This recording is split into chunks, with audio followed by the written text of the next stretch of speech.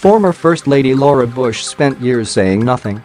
8 long years of silence through one of the most corrupt administrations the United States of America has ever had the misfortune to go through.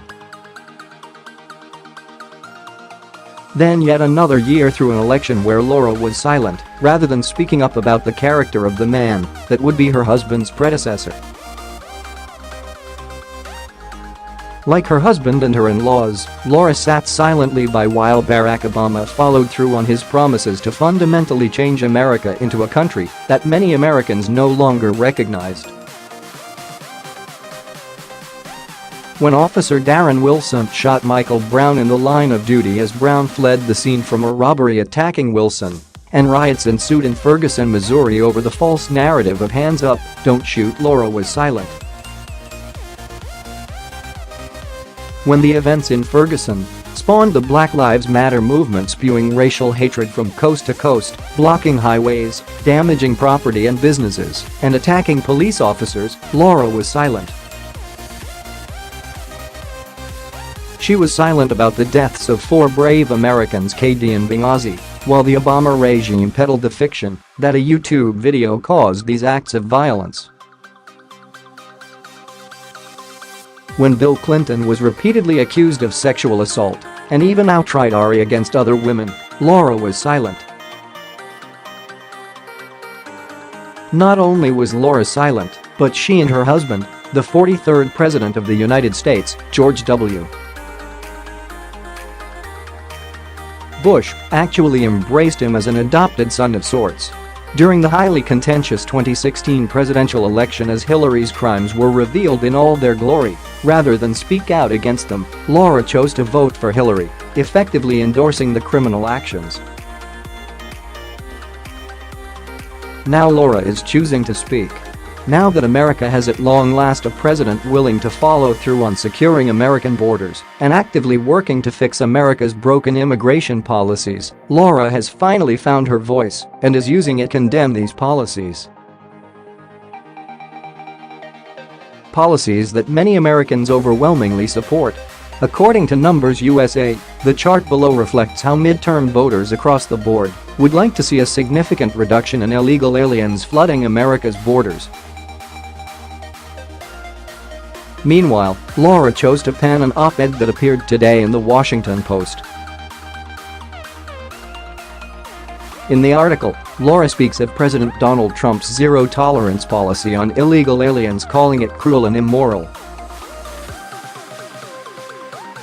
Her op-ed states in part, "On Sunday, a day we as a nation set aside to honor fathers and the bonds of family, I was among the millions of Americans who watched images of children who have been torn from their parents." In the 6 weeks between April 19 and May 31, the Department of Homeland Security has sent nearly 2,000 children to mass detention centers or foster care. More than 100 of these children are younger than 4 years old. The reason for these separations is a zero-tolerance policy for their parents, who are accused of illegally crossing our borders. I live in a border state. I appreciate the need to enforce and protect our international boundaries, but this zero-tolerance policy is cruel. It is immoral. And it breaks my heart. Our government should not be in the business of warehousing children in converted box stores or making plans to place them in tent cities in the desert outside of El Paso. These images are eerily reminiscent of the Japanese-American internment camps of World War II, now considered to have been one of the most shameful episodes in U.S. history. We also know that this treatment inflicts trauma. Interned Japanese have been 2 times as likely to suffer cardiovascular disease or die prematurely than those who were not interned. I guess I missed the part where all of the sudden laws about illegal immigration no longer applied. Especially considering President Trump is simply obeying a law that has been in place in 2002 during her husband's own administration in the DHS Security Act of 2002, as Paula Wood so eloquently reminds her via Twitter. Was Laura out of the country when her husband's own creation, the Department of Homeland Security, was soundly criticized in a 2005 report by the House Appropriations Committee for separating illegal alien children from their parents? From the report, even as young as nursing infants are being separated from their parents and placed in shelters. And then from migrationpolicy.org, Operation Streamline, launched in 2005 by the George W. Bush administration in Texas's Del Rio border sector aimed to increase immigration prosecutions in response to an uptick in non-Mexican border crossers. DHS increasingly had to release these migrants from detention due to space limitations. Between 2003 and 2005, criminal prosecutions of first-time unauthorized crossers for illegal entry more than quadrupled, from 4,000 to 16,500. By 2010, they had reached 44,000, an 11-fold increase from 2003, while prosecutions for other immigration charges increased just 9%, excluding illegal re-entry, which tripled in that time. Previously, CBP had mainly referred for prosecution migrants who had prior criminal convictions or those suspected of smuggling.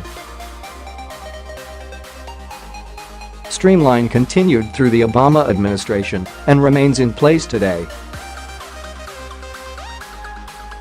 Criminal immigration prosecutions reached a peak of 97,000 in 2013, although first-time crossers were not prioritized. The New Yorker reported in 2005 of her husband's policies on illegal immigration. The detention of immigrants is the fastest-growing form of incarceration in this country, and, with the support of the Bush administration, it is becoming a lucrative business.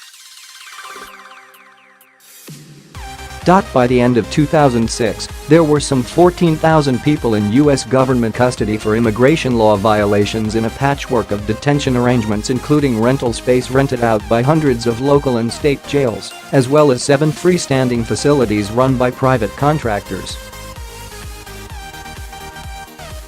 Year-over-year statistics shows that this number increased by 79% from 2005 to 2006.